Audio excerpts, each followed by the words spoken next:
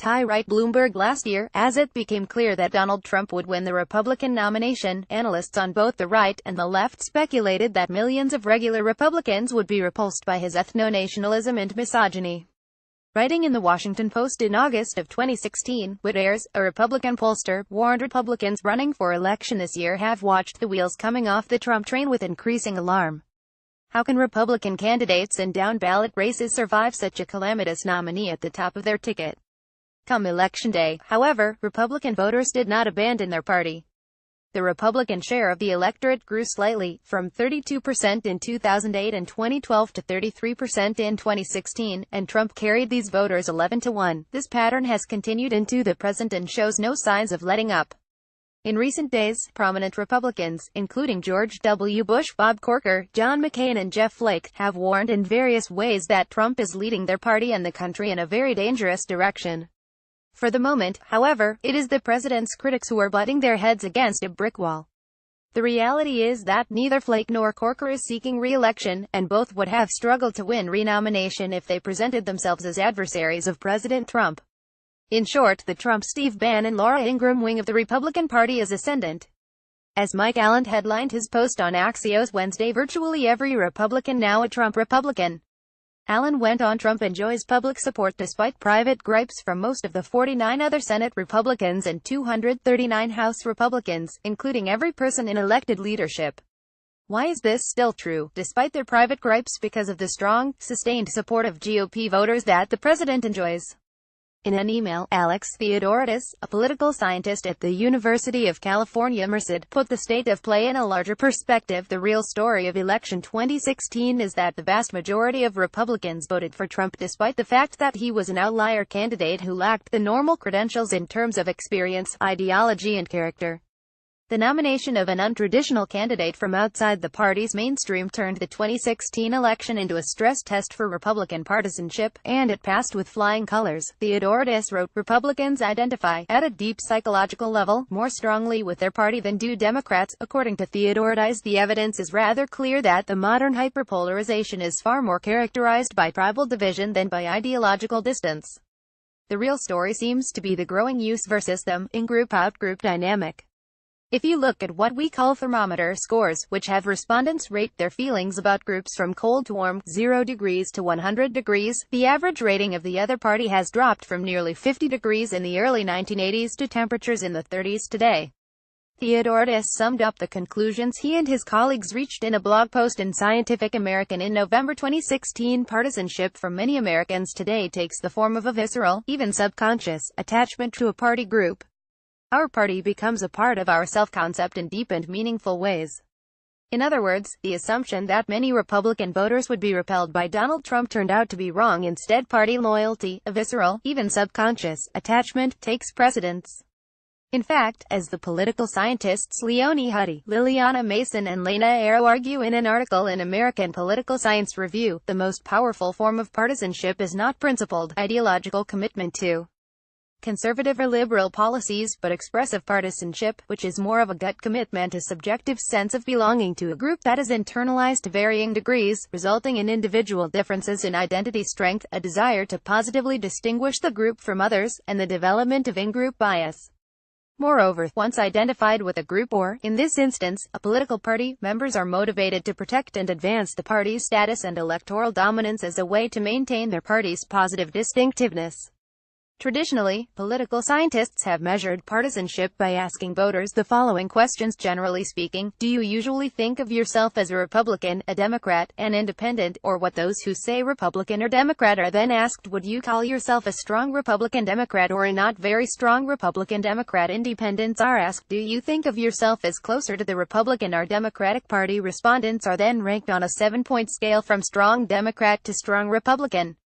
Political scientists measure expressive partisanship by looking at responses to more subjective questions, including how important is being a Democrat or Republican to you, how well does the term Democrat or Republican describe you, and when talking about Democrats or Republicans, how often do you use we instead of they? It turns out, according to Huddy, Mason and Arrow, that those who are strong partisans on the basis of emotional and expressive links to their parties feel angry and threatened with electoral loss and more positive when reassured of victory. In contrast, those who hold a strong and ideologically consistent position on issues are no more aroused emotionally than others by party threats or reassurances. These expressive partisans also feel increased schadenfreude, a complex positive emotion, when they read about bad things happening to or reflecting poorly on a political candidate of the other party.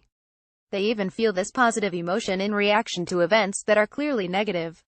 Three other political scientists, Shanto Iyengar, Gaurav Sood and Iftosh Lelks, reached a similar conclusion in a 2012 paper, Effect, Not Ideology: A Social Identity Perspective on Polarization. They argue that instead of treating polarization in the general electorate as a conflict over competing policies, the better measure is effective polarization, which is their term for the way voters not only increasingly dislike the opposing party, but are also willing to impute negative traits to the rank and file of the out party. Iyengar and his co-authors contend that effective polarization has permeated judgments about interpersonal relations, exceeds polarization based on other prominent social cleavages, and that levels of partisan effect are significantly higher in America. In a 2017 paper, All in the Eye of the Beholder: Asymmetry and Ideological Accountability, Iyengar and Sood provide further insight into how so many Republicans found their way to voting for Trump. They demonstrate that partisan voters' approval of their party's leaders bears little relationship with their ideological extremity. Because of this, candidates like Trump enjoy considerable leeway to stake out positions at odds with the preferences of their supporters. Iyengar and Sood buttress their analysis by pointing out that from December 2008 to August 2010, Sarah Palin's support never once slipped below 69% among Republicans, even though her positions were well to the right of the average Republican voter and she was subjected to brutal ridicule in the liberal media. The growing strength of the kind of partisanship that is widespread today, whether you call it visceral, expressive, effective or tribal, undermines the workings of democratic governance. Not only are Republicans willing to support Trump, but both Democrats and Republicans are inclined to demonize the leadership of the opposing party. Iyengar and Sood describe this as the boomerang effect. The position attributed to a disliked party, perceived as ideologically distant, is pushed even further away from the receiver's position. For instance, a Democrat who encounters a Republican campaign ad on government spending enlarges the discrepancy between herself and the Republican on the issue. While attention has focused on Trump and the Republican Party since both are in power, Democrats are hardly exempt from tribalism. After Flake announced Trump on the Senate floor on Tuesday, Tom Perez, the chairman of the Democratic National Committee, issued a statement making the point that Flake, like Corker, had waited until he was no longer seeking office to break Republican ranks. Senator Flake voted with Donald Trump 91% of the time. His retirement is a symbol of a Republican Party whose leaders allow Donald Trump's divisive politics to flourish as long as it serves their political interests, and who fail to criticize this dangerous president until it's too late. Nolan McCarty, a political scientist at Princeton, tweeted, "When Dems attack those GOP polls who stand up to Trump, perhaps they are the ones putting party before country," a comment picked up by Ryan Enos, a political scientist at Harvard, who added, "Yes, this seems to be a case of tribal loyalties coming out at the worst possible time." Along similar lines, Theodoridis and Stephen Goggin, a political scientist at San Diego State, asked 1609 voters whether two unnamed senators were Democrats or Republicans. One of the two was described as the subject of a story headlined "Senator Wins Anti-Corruption Award," the other as the subject of a story headlined "Senator Admits to Lying." Democrats consistently labeled the anti-corruption senator a Democrat and the liar a Republican, while Republicans took the opposite view. Perhaps most importantly, hyperpolarization is a powerful disincentive to compromise.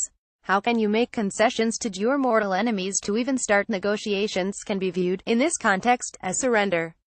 Trump's grip on his party remains firm.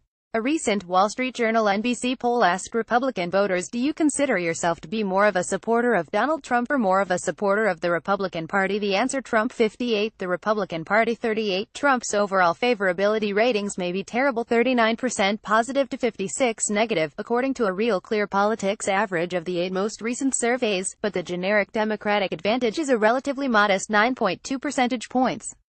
In an October 15/16 Economist YouGov survey, Democratic voters said they planned to vote for Democratic House candidates 883 and Republicans said they would vote for Republican House candidates 863.